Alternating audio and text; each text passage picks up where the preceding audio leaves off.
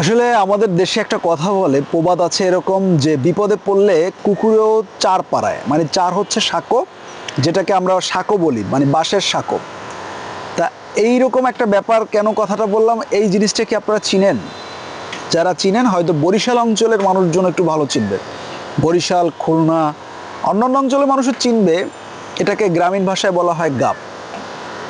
এই গাব, পাকা গাব, এটা এটা হচ্ছে আমাদের বাড়িতে এত পরিমাণে এই গাছ ছিল, এখনও আছে। তাই শহরে আমরা থাকি, আমাদের তো এই গাব কিনে খাওয়া হয় না, বা এই গাব আমরা কিনে খেতেও পারি না। তা গ্রামে আর কি এই গাব আর কি আমরা খাই না, আমাদের গ্রামের মানুষে এর গাবগুলো খায় না। এখন আমাকে এই দুইটা গাব 30 টাকা দিয়ে কিনে খেতে হচ্ছে।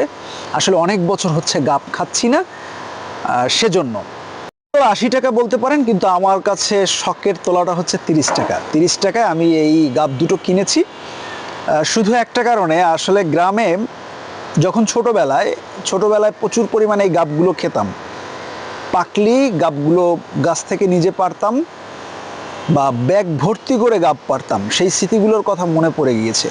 অনেক বছর হচ্ছে এই গাবগুলো চোখেও দেখা হয় না, বা খাওয়া হয় না, আজকে দীর্ঘ বছর হবে, তাতে কম না, 1 যুগের বেশি হবে, 1 যুগের বেশি হবে, 1.5 যুগ হবে সম্ভবত আমি এই গাবগুলো খাই না, বা পাই না। বলে গাবের যে সিজনটা থাকে তখন হয়তো দেশের বাড়িতে যাওয়া হয় না, সেজন্য খাওয়া হয় না।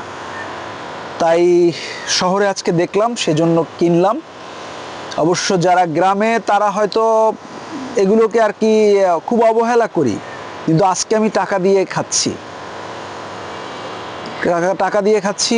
একসময় গাব নিয়ে অনেক প্রচলিত প্রবাদ ছিল, ছোটোখাটো গাবগুলো কাকে খেত, কাকে এ নিয়ে অনেক হাস্যকর অনেক বিষয় ছিল।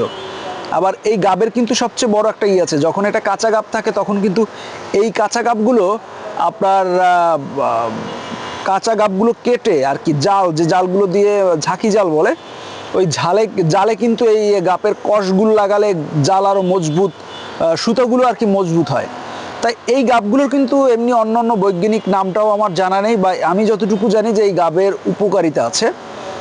আমাদের প্রতিটা জিনিসই কম বেশি, গ্রামীণ ফল বা শহরে যে ফল হোক না কেন, কম বেশি উপকার আছে, কিন্তু এই ফলটাও কিন্তু উপকার আছে আমি যতটুকু জানি, আমার জানা মতে আর কি, আমার ভুলও হতে পারে। তবে গ্রামে থাকলে এই ফলটি সবার কাছে হয়তো অবহেলার বিষয় হলো, শহরে অনেক দিন পর দেখার পর হয়তো আমার মতো কারো কাছে এই ফলটি প্রিয় হতে পারে।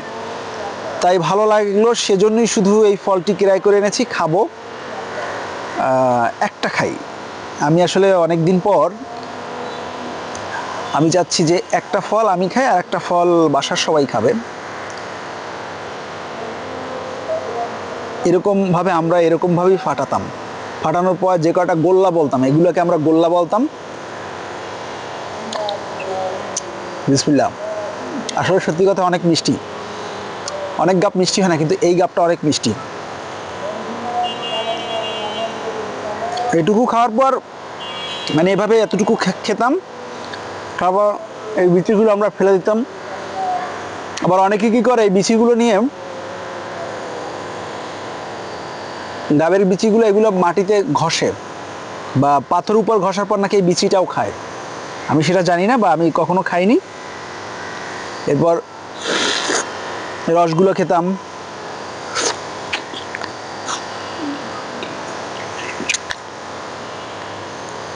সত্যি খুব মিষ্টি, ভালো লাগলো, তাই শেয়ার করলাম।